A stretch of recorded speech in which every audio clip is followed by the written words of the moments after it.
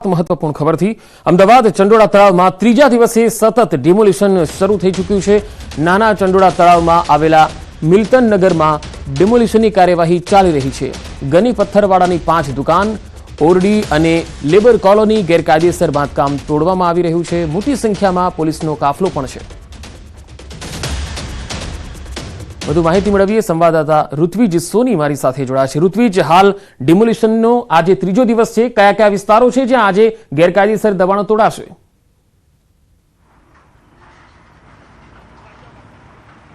જી પંકજ, વાત કરીએ તો જે ચંડોળા તળાવ વિસ્તાર છે કે છેલ્લા 3 દિવસથી અહીં ડિમોલિશનની કામગીરી ચાલુ છે। આજે ત્રીજો દિવસ છે। ત્રીજા દિવસે પણ ડિમોલિશનની કામગીરી હાથ ધરવામાં આવી છે। આપ દ્રશ્યની અંદર જોઈ શકો છો, આ દ્રશ્ય છે જે મિલ્લતનગર નાના ચિલોડા વિસ્તાર ગણાય છે, નાના ચંડોળા તળાવ વિસ્તાર ગણાય છે કે જ્યાં મિલ્લતનગર આવેલું છે અને ત્યાં આ જે ગની પથ્થરવાળાના જે કેટલીક 5 દુકાનો હતી, ઉપરાંત તેણે એક one type of labour colony બનાવી હતી કે જ્યાં શ્રમિકો રહેતા હતા। તે ગેરકાયદેસર આ દબાણ છે તે તોડી પાડવાની કામગીરી હાલ હાથ ધરવામાં આવી રહી છે અને મોટી સંખ્યામાં અહીં પોલીસ કાફલો પણ તૈનાત કરવામાં આવ્યો છે। ખાસ કરીને આ વિસ્તારની અંદર અનેક એવા નામચીન લોકો હતા કે જેમણે મોટી જગ્યાઓની અંદર પોતાનું દબાણ કરીને પોતાનું સામ્રાજ્ય બનાવ્યું હતું અને એક પછી એક આવા લોકોને શોધી કાઢવામાં આવી રહ્યા છે અને તેઓના જે ગેરકાયદેસર દબાણો છે તે તોડી પાડવામાં આવી રહ્યા છે। દ્રશ્યની અંદર જોઈ શકાય છે હાલમાં અહીં જે દબાણ હટાવવાની કામગીરી છે તે કરવામાં આવી રહી છે અમદાવાદ મ્યુનિસિપલ કોર્પોરેશન દ્વારા, કે સાથે સાથે કોઈપણ પ્રકારનો અનિચ્છનીય બનાવ ન બને તેની પણ ખાસ તકેદારી રાખવામાં આવી રહી છે અને તેને ધ્યાનમાં રાખીને અહીં મોટી સંખ્યામાં પોલીસ કાફલો અને એસઆરપીના જવાનો પણ તૈનાત કરી દેવામાં આવ્યા છે।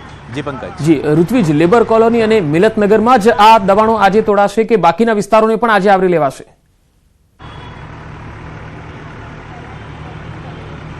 પંકજ, આ જે ચંડોળા તળાવ વિસ્તાર છે તેની આસપાસમાં અનેક જે ગેરકાયદેસર બાંધકામો હતા તે દૂર કરવામાં આવ્યા છે અને આજે સતત તેનો ત્રીજો દિવસ છે। અનેક આ પ્રકારે પોલીસ દ્વારા અને કોર્પોરેશનને સાથે રાખીને જે સંયુક્ત કામગીરી હાથ ધરવામાં આવી છે અને જે નામચીન લોકો છે તેઓને ખાસ કરીને જે જગ્યાઓ છે તેઓના ક્યાં ક્યાં દબાણો છે તેને શોધી પાડવાની કામગીરી હાલમાં હાથ ધરવામાં આવી છે અને એક પછી એક દબાણો છે તે અહીં દૂર કરવામાં આવી રહ્યા છે। જી જી ઋત્વિજ, એક ત્રીજો ખાસ સવાલ એ છે કે આ જે કાર્યવાહી છે એ કેટલા દિવસ સુધી ચાલશે? હજુ કેટલા એવા દબાણો છે જે બાકી રહી ગયા છે?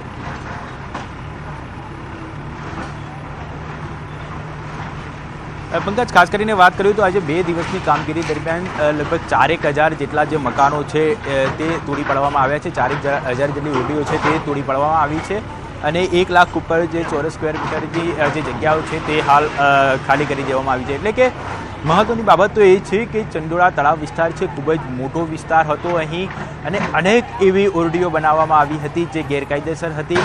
મોટા પ્રમાણની અંદર અહીં લોકો રહેતા હતા એટલે આ જે વિસ્તાર છે તે ખાલી કરીને તેને જે ગેરકાયદેસર બાંધકામો દૂર કરવા એક અમદાવાદ મ્યુનિસિપલ કોર્પોરેશન અને પોલીસ માટે જાણે કે એક પડકારરૂપ હોય તેવું લાગી રહ્યું હતું, પરંતુ જે પ્રકારે પોલીસ દ્વારા કામગીરી હાથ ધરવામાં આવી હતી, શનિવારે વહેલી સવારે પોલીસ દ્વારા અહીં સર્ચ ઓપરેશન કરવામાં આવ્યું હતું। લગભગ 890થી વધારે લોકો છે તેઓને પૂછપરછ કરવામાં આવી હતી। તેઓના જે પણ દસ્તાવેજો છે તેને વેરીફાઈ કરવામાં આવ્યા હતા અને તેમાં લગભગ 143 જેટલા જે ગેરકાયદેસર રહેતા બાંગ્લાદેશીઓ મળી આવ્યા હતા એટલે તેઓને ડિપોર્ટ કરવાની કામગીરી હાલમાં પોલીસ દ્વારા કરવામાં આવી રહી છે અને ત્યારબાદ જ્યારે અહીં પોલીસ દ્વારા સમીક્ષા કરવામાં આવી હતી, પોલીસ કમિશનર ખુદ અહીંયા આવ્યા હતા અને તેમણે પણ આ વિસ્તારની સમીક્ષા કરી હતી। તેમણે પણ જોયું હતું કે અહીં મોટા પ્રમાણની અંદર ગેરકાયદેસર જે સરકારી જમીન છે તેની ઉપર લોકોનો કબજો જોવા મળી રહ્યો છે, લોકો ઓરડીઓ બનાવીને અહીં વસવાટ કરી રહ્યા છે એટલે હવે તેને દૂર કરવાની કામગીરી હાથ ધરવામાં આવી હતી। એટલે લગભગ કહી શકાય તો લગભગ 4,000 જેટલી ઓરડીઓ છે તે દૂર કરવામાં આવી છે, પરંતુ હજી પણ અનેક અહીં ગેરકાયદેસર બાંધકામ જોવા મળી રહ્યા છે એટલે હવે તેને ધીમે ધીમે કરીને દૂર કરવામાં આવી રહ્યા છે। જોકે હવે મહત્વની બાબત તો એ છે કે જે ઓરડીઓ તોડી નાખવામાં આવી હતી, જે ગેરકાયદેસર બાંધકામો તોડી પાડવામાં આવ્યા હતા તેનો જે કાટમાળ છે તે કાટમાળ હટાવવું જરૂરી છે, કારણ કે તે કાટમાળ હટાવ્યા બાદ આગળની જે ગેરકાયદેસર જે મિલકતો છે તે તોડી શકાય તેવી અહીંયા પરિસ્થિતિ છે। એટલે હવે આગામી દિવસોની અંદર આજે અહીંયાનો કાટમાળ છે તે કાટમાળ દૂર કરવામાં આવશે અને તે પહેલાં જે પણ નામચીન લોકો છે કે જે પોતે અહીં ગેરકાયદેસર જમીન ઉપર પોતાનો કબજો જમાવીને બેઠા છે તેઓને એક પછી એક ઓળખ કરવામાં આવી રહી છે અને તેમની જે ગેરકાયદેસર મિલકતો છે તેના પર હાલમાં બુલડોઝર ફેરવવામાં આવી રહ્યું છે. ઋત્વિજી, એક મહત્વનો સવાલ એ છે કે 4000 જેટલા ગેરકાયદે દબાણો દૂર થયા છે, ત્યારે જે લોકો ગેરકાયદેસર અહીંયા રહેતા હતા અથવા બાંગ્લાદેશીઓ હતા, તો એ લોકોને અત્યારે ક્યાં રાખવામાં આવ્યા છે? તે લોકોને ડિટેક્શન સેન્ટરમાં લઈ જવાયા છે કે પછી ડિપોર્ટ કરવાની કાર્યવાહી ચાલી રહી છે? પંકજ, જે પોલીસ દ્વારા કાર્યવાહી કરવામાં આવી હતી, જે લોકોને શોધી કાઢવામાં આવ્યા હતા અને જેમની પાસેથી જે દસ્તાવેજો મળી આવ્યા હતા તે દસ્તાવેજોની ખરાઈ કરવામાં આવી હતી, એટલે જે પણ વ્યક્તિઓ પાસે જે ભારતીય નાગરિકતા હતી તેઓને છોડી દેવામાં આવ્યા હતા, પરંતુ લગભગ 143 જેટલા બાંગ્લાદેશીઓ મળી આવ્યા હતા જે ગેરકાયદેસર રહેતા હતા. એટલે હાલ તેઓને જે અમદાવાદ એસઓજી ખાતે તેમજ કેટલાક લોકોને સરદારનગર જે જોઈન્ટ જે ઇન્ટ્રોગેશન સેન્ટર બનાવવામાં આવ્યું છે ત્યાં રાખવામાં આવ્યા છે. એટલે હવે આ જે તમામ લોકો છે તેને ડિપોર્ટ કરવાની કામગીરી કરવામાં આવશે. લગભગ 100 જેટલા વ્યક્તિઓને ડિપોર્ટ કરવા માટેની જે દરખાસ્ત છે તે પોલીસ દ્વારા કરી દેવામાં આવી છે કેન્દ્ર સરકારની અંદર, જ્યારે અન્ય જે વ્યક્તિઓ છે તેઓને ડિપોર્ટ કરવાની કામગીરી પણ આગામી દિવસોની અંદર કરવામાં આવશે. મંજૂરી કર્યા બાદ આ તમામ લોકોને અહીંથી ડિપોર્ટ કરવામાં આવશે. જી ઋત્વિજી, સ્થાનિક લોકો સાથે આપની વાતચીત થઈ શકે છે કે જે લોકો ઘૂસણખોરો હતા, ગેરકાયદે રહેતા હતા, તેમની સાથે સાથે કોઈ વિસ્થાપિત તો નથી થયું? કોઈ એવું વ્યક્તિ તો નથી કે જે ભારતીય હોય અથવા 40 વર્ષથી રહેતું હોય ને આ ગેરકાયદેસર લોકોની સાથે રહેવાના કારણે તેને ભોગ બનવાનો વારો આવ્યો હોય? પંકજ, અમદાવાદ મ્યુનિસિપલ કોર્પોરેશન અને પોલીસ દ્વારા આ સંયુક્ત કામગીરી હાથ ધરવામાં આવી છે. તમામ દસ્તાવેજોની ખરાઈ કર્યા બાદ જે જગ્યાએ ગેરકાયદેસર દબાણો હતા તે તોડી પાડવાની કામગીરી કરવામાં આવી છે. એટલે જે ગેરકાયદેસર બાંધકામો હતા, જે ગેરકાયદેસર મિલકતો હતી તે પોલીસ અને કોર્પોરેશન દ્વારા સંયુક્ત કામગીરીના ભાગરૂપે તોડી પાડવામાં આવી છે. એટલે આ જે કામગીરી છે તેની સમીક્ષા કેટલાય સમયથી કરવામાં આવતી હતી. તમામ જે દસ્તાવેજી પુરાવાઓ છે તે એકત્રિત કરવામાં આવ્યા હતા અને ત્યારબાદ અમદાવાદ મ્યુનિસિપલ કોર્પોરેશન દ્વારા આ તમામ બાબતોની ખરાઈ કરવામાં આવી હતી અને જે પણ સરકારી જમીન ઉપર ગેરકાયદેસર દબાણ હતું તે તોડી પાડવાની કામગીરી છેલ્લા 2 દિવસથી કરવામાં આવી રહી છે અને આજે સતત 3જો દિવસ છે ત્યારે આ ડિમોલેશનની કામગીરી કરવામાં આવી રહી છે. જી ઋત્વિજ, આભાર માહિતી આપવા માટે.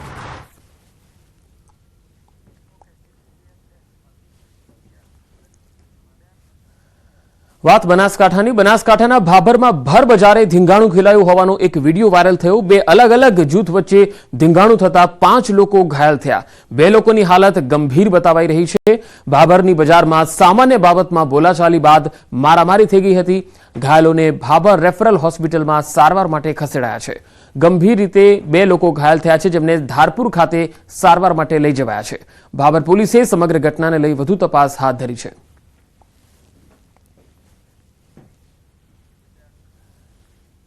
રાજકોટના ધોરાજીમાં લગ્નમાં મારામારી થઈ. ધોરાજીના ફરેણી રોડ વિસ્તારમાં લગ્ન પ્રસંગમાં ધીંગાણું થયું.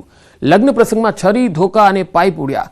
લગ્નના ફુલેકામાં નજીવી બાબતે છરી અને ધોકાથી સામસામે હુમલો કરવામાં આવ્યો. લગ્નમાં અનુસૂચિત જાતિ અને દેવી પૂજક સમાજના યુવકો બાખડ્યા હતા. યુવકોને સારવાર માટે સરકારી હોસ્પિટલમાં ખસેડવામાં આવ્યા. સામસામે મારામારીમાં 3 થી 4 લોકો ઇજાગ્રસ્ત થયા. Dhoraji city police civil hospital પહોંચી અને તપાસ હાથ ધરી હતી.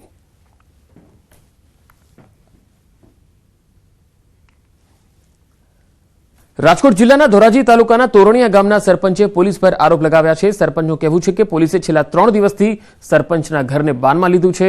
પોલીસ દાદાગીરી કરી રહી હોવાનો આરોપ લગાવ્યો. 24 એપ્રિલે પોલીસ અને ગ્રામજનો વચ્ચે ઘર્ષણ થયું હતું, જેમાં આ સરપંચ પણ સામેલ હતા. તેથી પોલીસે અગાઉ 5 લોકો પર ફરજ રોકાવટનો ગુનો દાખલ કરેલો, જેમાં સરપંચ સામે પણ ગુનો નોંધાયો હતો. તે દિવસ બાદથી પોલીસ સતત સરપંચના ઘર આગળ આંટાફેરા મારી રહી હોવાના અને દાદાગીરી કરાતી હોવાના આરોપ લગાવ્યા હતા.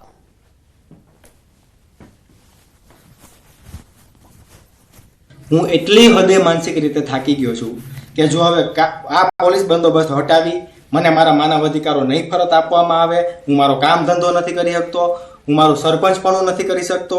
જો હવે આ પોલીસ બંદોબસ્ત કાયદેસર રીતે હટાવી લેવામાં નહીં આવે તો હું અને મારો પરિવાર કોઈ પણ પ્રકારનું એવું પગલું ભરી લેશું તો એના તમામ જવાબદાર આ ધોરાજી પોલીસ સ્ટેશનના અધિકારીઓ અને એમના ઉપરી અધિકારીઓ રહેશે.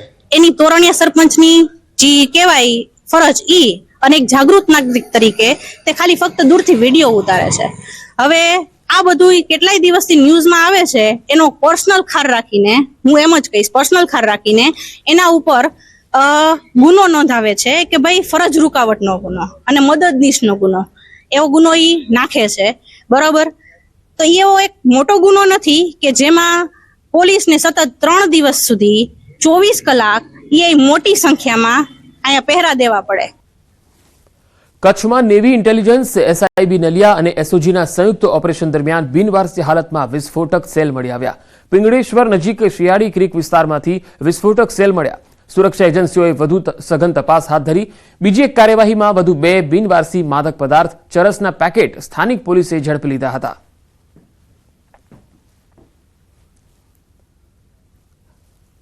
બનાસકાંઠામાં પડતર માંગણીઓને લઈ મહેસૂલી કર્મચારીઓએ ધરણા કર્યા. હાથમાં બેનર સાથે 600 મહેસૂલી કર્મચારીઓએ સૂત્રોચ્ચાર કરી વિરોધ નોંધાવ્યો. કલેક્ટર કચેરી સુધી રેલી યોજી વિરોધ નોંધાવ્યો. મહેસૂલ વિભાગના કર્મચારીઓએ માસયેલ ઉપર ઉતરીને પોતાની માંગણીઓને લઈ સરકાર સામે વિરોધ નોંધાવ્યો હતો. થોડા દિવસ પહેલા મહેસૂલી મહેકમે ફરજ બજાવતા કર્મચારીઓએ કાળી પટ્ટી બાંધી પણ વિરોધ નોંધાવ્યો હતો. વિરોધ બાદ પણ નિરાકરણ ન આવ્યું, જેથી ફરી બેનરો સાથે રેલી યોજી રોષ ઠાલવ્યો.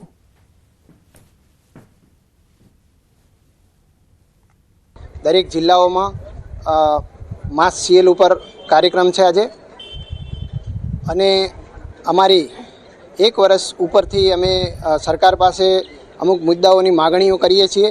અમે સરકાર પાસે ખૂબ અપેક્ષા હતી, પરંતુ હજી સુધી અમારી અપેક્ષા પ્રત્યે કોઈ પણ પ્રકારની ચર્ચા માટે કે કશું કંઈ બોલાવેલ નથી. બનાસકાંઠા જિલ્લા મહેસૂલી કર્મચારી મંડળના આશરે 600 જેટલા કર્મચારીઓ આજે હડતાલ ઉપર એટલે માસ સીએલ ઉપર છીએ. સરકારશ્રીમાં અમારી માંગણીઓ ઘણા સમયથી અમે વારંવાર રજૂઆત કરતા આવ્યા છીએ, પણ સરકારશ્રી અમારી માંગણીઓ પ્રત્યે કોઈ ધ્યાન ન આપતા અમારે આખરે આ રસ્તો અપનાવવો પડ્યો છે. સરકારશ્રીને અમારી વિનંતી છે કે અમે સરકાર પ્રત્યે કાયમ પોઝિટિવ રહ્યા છીએ. હજુ પણ સરકાર અમારા પ્રત્યે, કર્મચારીઓ પ્રત્યે અમારા જે પડતર પ્રશ્નો છે એનું સત્વરે નિરાકરણ લાવે. મેશ્વો નદીમાં ડૂબી જતા 6 બાળકોના મોત થયા. મહેમદાવાદના કનીજ ગામ પાસેનો આ બનાવ. 6 બાળકો નદીમાં નહાવા પડ્યા હતા. ફાયરની ટીમે 6 બાળકોના મૃતદેહ બહાર કાઢ્યા. અમદાવાદના નરોડા વિસ્તારના આ બાળકો મામાના ઘરે વેકેશન માણવા આવ્યા હતા. બાળકો મેશ્વો નદીમાં નહાવા પડતા અચાનક પાણીમાં ગરકાવ થવા લાગ્યા. ઘટનાની જાણ થતાં જ ખેડા જિલ્લા પોલીસ કલેક્ટર અને ખેડા એસપી સહિત નડિયાદ ફાયર બ્રિગેડની ટીમ સ્થળ પર આવી પહોંચી. સમગ્ર ઘટનાની જાણ થતાં ધારાસભ્ય અર્જુનસિંહ ચૌહાણ પણ દોડી આવ્યા. તમામ મૃતદેહોને અમદાવાદમાં આવેલ CHC સેન્ટરમાં PM માટે મોકલી આપવામાં આવ્યા. બાળકોના મોતથી ગામમાં શોકનું મોજું ફરી વળ્યું હતું.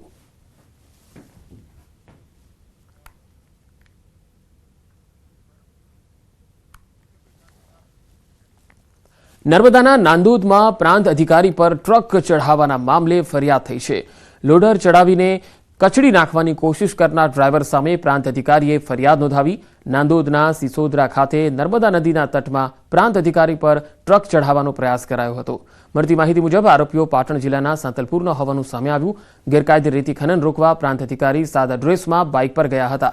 બાઇક પર ટ્રક ચઢાવીને કચડી નાખવાનો પ્રયાસ થયો હતો. પ્રાંત અધિકારી કિશનદાન ગઢવીએ જ ફરિયાદી બની ફરિયાદ નોંધાવી.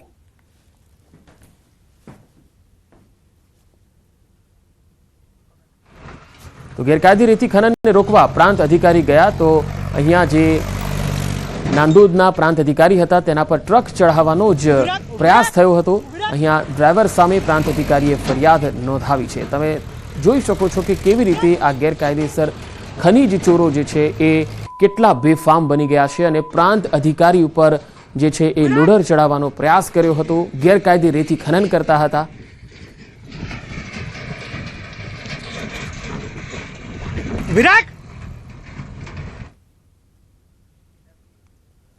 કુતિયાણાના પૂર્વ ધારાસભ્ય ભૂરા મુંજા જાડેજાના પત્ની હિરલબા જાડેજા સહિત અન્ય વ્યક્તિઓ વિરુદ્ધ પોલીસ સ્ટેશન ખાતે અપહરણ તેમજ પૈસાની લેતી દેતી બાબતે ગુનો નોંધાયો. જે બાદ આખરે પોલીસે હિરલબા જાડેજા તથા હિતેશ ઓડેદરા સહિત અન્ય લોકોની ધરપકડ કરી. પોરબંદર જિલ્લાની અને હાલમાં ઇઝરાયલમાં રહેતી લીલુ ઓડેદરા નામની મહિલાએ ઇઝરાયલથી એક વિડીયો મેસેજ શેર કરી આરોપ લગાવ્યા હતા કે હિરલબાના માણસો તેમના પતિ અને પુત્રનું અપહરણ કરીને હિરલબાના બંગલા ખાતે લઈ જઈ ઘણા દિવસોથી ત્યાં રાખવામાં આવ્યા છે. તેના પતિ તેમજ પુત્રનું અપહરણ કર્યું હોવાના આક્ષેપો કર્યા. આ વિડીયો દ્વારા મહિલાએ ગુજરાત પોલીસ તથા સરકારને તેમના પતિ અને પુત્રને બચાવી લેવા અપીલ કરી હતી.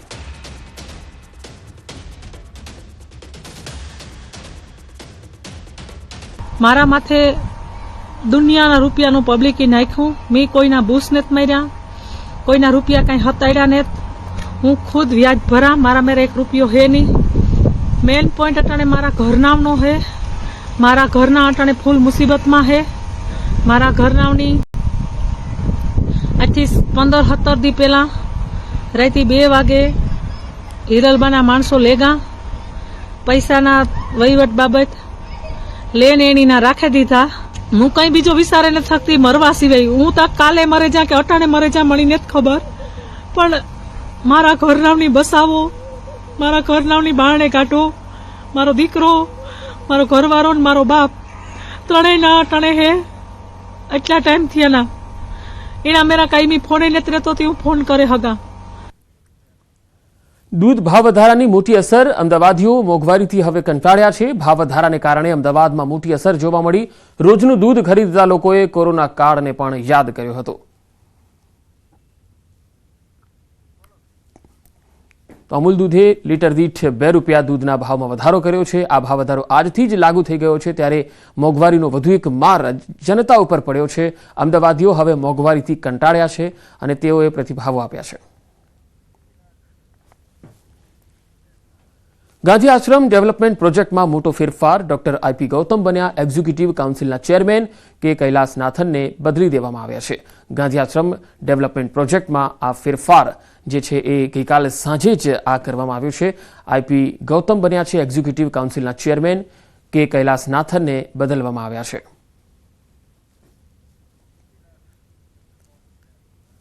અમદાવાદના બાપુનગર ખાતે બનેલા દુષ્કર્મ કેસમાં સ્પેશિયલ પોક્સો કોર્ટે ઐતિહાસિક ચુકાદો આપ્યો. વર્ષ 2023ના કેસમાં આરોપીને કોર્ટે અંતિમ શ્વાસ સુધીના કારાવાસની સજા સંભળાવી. આરોપીએ પાડોશમાં રહેતી 11 વર્ષીય સગીરા સાથે વારંવાર દુષ્કર્મ કરી તેને ગર્ભવતી બનાવી હતી. જે મામલે સગીરાની માતાએ ફરિયાદ નોંધાવતા ગુનો નોંધાયો હતો. જે બાદ કોર્ટે હવે આરોપીને અંતિમ શ્વાસ સુધીના કારાવાસની સજા સંભળાવી છે. પીડિતાની ઉંમર 11 વર્ષ હતી અને આરોપી જે સુરેશ ઉપર લંગડો છે તે એક પિતાનો બાપ હોવા છતાં તેને ભોગ બનનાર સાથે આવું કૃત્ય કરી ભોગ બનનારને ગર્ભવતી બનાવી તેને હાઈકોર્ટમાંથી પરમિશન લઈને તેનો ગર્ભપાત કરાવવામાં આવેલ. ગુજરાતના હવામાનને લઈ મોટા સમાચાર. હીટવેવની સાથે સાથે હવે વરસાદની આગાહી છે. ગુજરાતના કેટલાક વિસ્તારોમાં હીટવેવની આગાહી કરાઈ. કચ્છ, મોરબી, રાજકોટમાં हीटवेव की आगाही है. पूरा विस्तार में तापमान है 40 से 45 डिग्री सेंटीग्रेड के अंदर रहने का पूर्वानुमान है 30 अप्रैल. उसके आगे 2 दिन 40 से 44 डिग्री सेंटीग्रेड के अंदर रहने का पूर्वानुमान है. हीटवेव कंडीशन गर्म दिवस का जो पूर्वानुमान है आज सौराष्ट्र, कच्छ और गुजरात रीजन में दिया गया है. इसमें जो येलो वार्निंग में आ रहा है वो है आपका भुज आ रहा है, कच्छ, मोरबी, सुरेंद्रनगर, बोटाड और राजकोट में ऑरेंज वार्निंग के साथ, और अहमदाबाद भी येलो वार्निंग के साथ दिया गया है. तो काળઝાળ गर्मी बाद प्री मॉन्सून एक्टिविटी की आगाही. 3 થી 6 મેના रोज वरसाद की आगाही कराई. 3 मई से लेकर 6 मई इसमें लाइट टू मॉडरेट रेन और लाइट थंडरस्टॉर्म 30 से 40 किलोमीटर प्रति घंटा पवन के साथ बारिश होने का संभावना है. इसमें जो डिस्ट्रिक्ट आ रहा है डे 4 में मतलब 3 मई में आ रहा है आपका कच्छ, बनासकांठा, साबरकांठा, और डे 5 में जो डिस्ट्रिक्ट आ रहा है गुजरात रीजन में बनासकांठा, साबरकांठा, अरावली, माहीसागर, दाहोद, पाटन, મહેસાણા, પંચમહાલ,